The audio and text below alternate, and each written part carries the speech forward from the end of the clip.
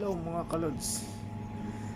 Matagal-tagal na ako hindi ako nag-upload ng mga video sa trabaho namin kasi minsan pinagbabawalan nila eh. Kaya hindi makapag-vlog. Marami sana pang vlog sa mga trabaho, kaso nag-iingat lang ako.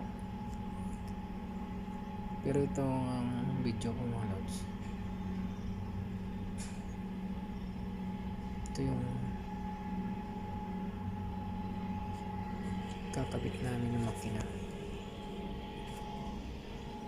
Yung mga lods, Euro 6 yan. Bagong palit ng makina kasi nasira yung luma. Man itong makina na ito, napakalaki mga lods.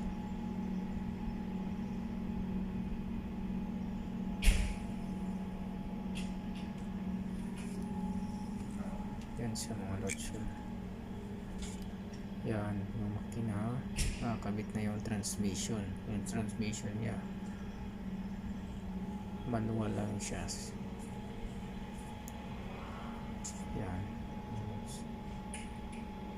intarder na siya. Intarder, tatlong klase ng ano nila dito eh: intarder, retarder, thermal brake. Yan mga lods.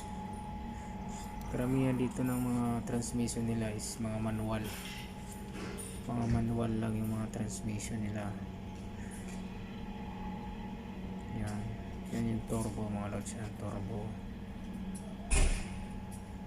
electronic na rin ito mga lods. Mahirap i-troubleshoot yun pag hindi sinalpa ka ng computer scanner. And ganyan yung position ng pagkabit. I-install to sa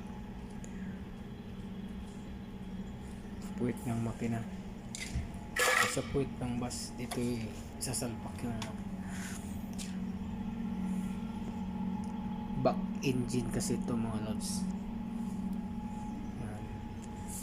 Yung makina na yan, MAN, MAN.